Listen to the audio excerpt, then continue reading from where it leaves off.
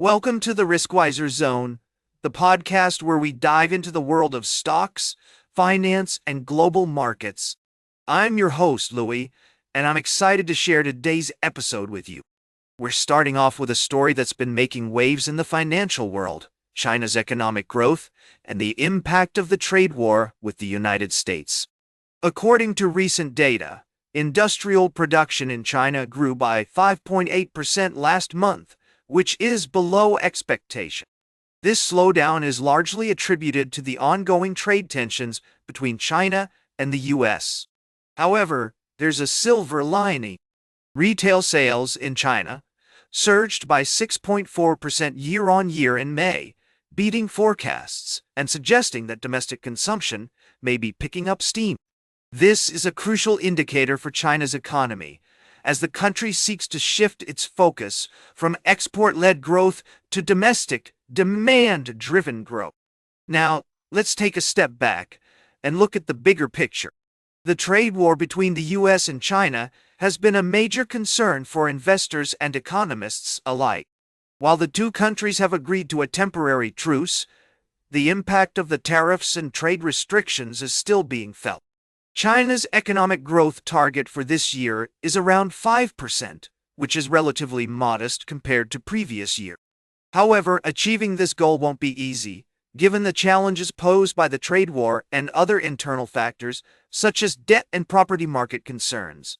As we analyze these developments, it's essential to consider multiple perspectives and avoid taking a biased view. The situation is complex, and there are many factors at play. We'll continue to monitor the situation and provide you with updates and insights on how it may affect your investments and financial decisions. We'll be right back with more from the world of stocks and finance on the Riskwiser Zone. Welcome back to the Riskwiser Zone. We're glad you're still with us as we dive into the latest news from the world of finance. In this segment, we'll be discussing some key developments that could impact your investments and financial decisions.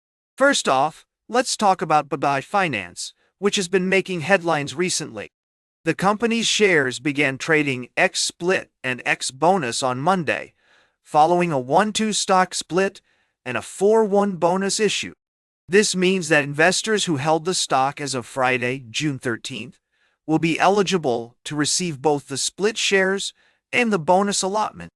To break it down simply, if you held 50 shares of AIDailyPress Finance before the record date, you would first receive 200 bonus shares, taking the total to 250. These 250 shares would then be split in a 1-2 ratio, resulting in 500 shares in total post-corporate action. It's worth noting that while the number of shares increases, the overall investment value remains the same, as the market price adjusts proportionally.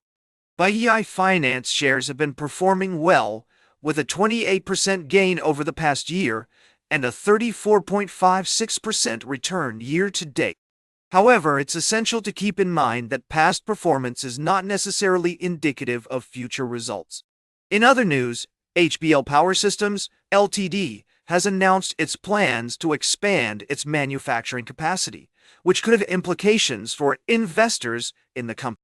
Additionally, we're seeing some movement in the IPO market, with companies like Oswald Greentech and AIG's Transact Technologies making their public debuts. Meanwhile, shares of AIDailyPress Finance rose over 2% on Monday, as they began trading ex-split and ex-bonus, while HBL Power Systems Ltd. saw a significant increase in its stock price following the announcement of its expansion plans. It's essential to stay informed about these developments and consider how they might impact your investment portfolio. We'll continue to monitor these stories and provide updates as more information becomes available. Remember to always do your own research, consult with financial experts if needed, and make informed decisions that align with your investment goals and risk tolerance. Stay tuned for our final story of the day, right here on the Riskwiser Zone. Welcome back to the Riskwiser Zone. As we wrap up today's episode, I'd like to shift our focus to a recent conversation with Samir Arora from Helios Capital. He shared some valuable insights on the current state of the Indian stock market and what investors can expect in terms of growth and returns. According to Samir, while there is no logic for the market to go up by 20-25% due to moderate earnings growth, a 10-15% increase over the year is still possible. This optimism can lead to fund managers being more willing to explore new companies and opportunities, which could potentially generate alpha.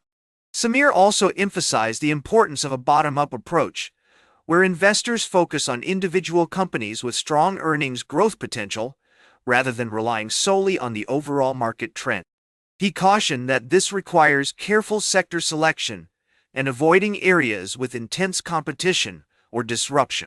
It's essential for investors to maintain a balanced perspective and not get carried away by the hype surrounding IPOs and block deals. While these can provide opportunities for returns, it's crucial to prioritize companies with robust fundamentals and growth prospects. As we consider Samir's views, it's clear that the Indian stock market is poised for moderate growth, driven by economic recovery, interest rate cuts, and GDP growth. However, investors must remain vigilant and focused on finding quality companies with strong earnings potential. That's all for today's Riskwiser Zone. Remember to like, share, and subscribe. And until next time, invest with caution.